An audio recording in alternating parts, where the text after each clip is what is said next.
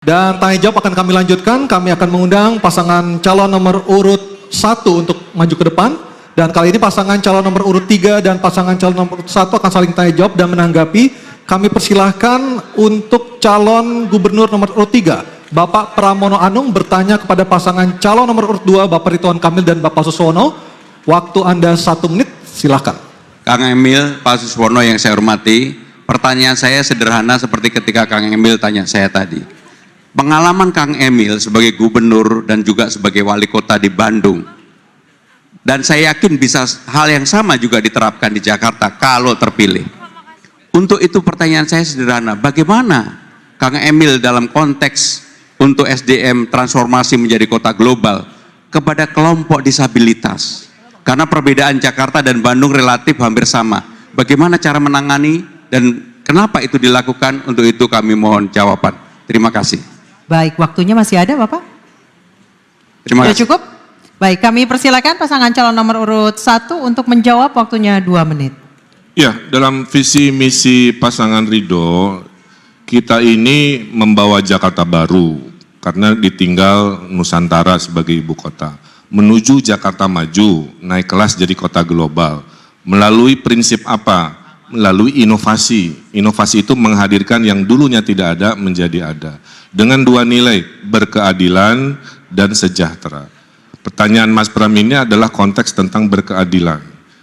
Yang namanya berkeadilan, semua di Republik ini selama dia adalah anak bangsa kita harus mendapatkan hak yang sama dalam pendidikan, dalam kesehatan, dalam pekerjaan, dalam mobilitas di kota. Sebagai yang aktif di perkotaan, saya mengamati mayoritas kota di Indonesia itu ramahnya hanya untuk kita, lelaki dewasa. Disabilitas dan lain-lain kadang-kadang susah.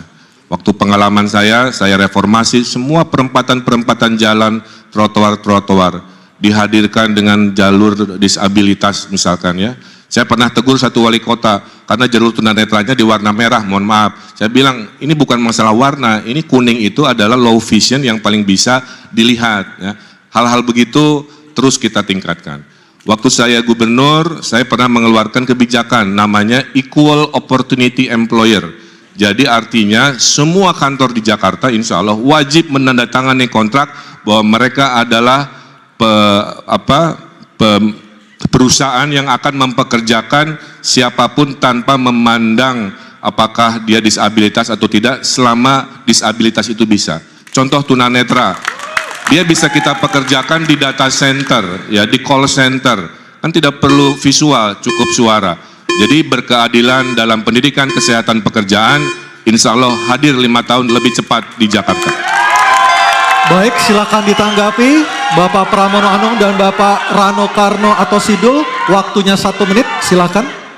Dalam kesempatan ini hadir sahabat saya yang namanya Farhan Helmi dari Bandung dan juga Mbak Atun, adik dari Bang Dul. Kenapa saya menanyakan ini? Karena persoalan disabilitas di Jakarta maupun di Bandung kurang lebih sama. Tidak ada keberpihakan secara sungguh-sungguh dari pemerintah untuk menangani mereka. Bukan saya menyampaikan sesuatu yang mengarang. Teman saya Farhan Helmi sebagai Ketua DLAD Disabilitas dan Lansia yang ada di Bandung selama ini untuk menyewa ruangan dan kantornya saja kesulitan.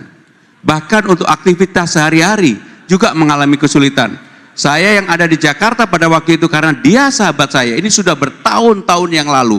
Maka kamilah yang kemudian nanti bisa ditanyakan kepada sahabat saya yang namanya Farhan, kamilah yang kemudian memenuhi hal itu. Jadi praktek di lapangan seringkali berbeda dengan apa yang di luar lapangan. Terima kasih. Baik, terima kasih. Kami persilakan pasangan calon nomor urut 1 untuk memberikan tanggapan dari pernyataan pasangan calon nomor urut 3, waktunya 1 menit, silakan. Ya, Ibu saya mengatakan kalau dianggap salah saya mau minta maaf Mbak Farhan. Kalau dirasa masih belum cukup, saya tidak akan excuse. Cuman kalau mau adil Mas Pram, perubahan sebelum saya menjabat pemimpin dengan setelah saya menjabat pemimpin, perubahannya itu banyak. Mungkin tidak 100% ya. Mungkin tidak bisa 100%, nobody perfect juga kan. Tapi kalau ditanya dengan angka, saya bisa membuktikan betapa perubahan-perubahan untuk golongan disabilitas itu sangat signifikan. Tapi mungkin belum menyentuh 100%.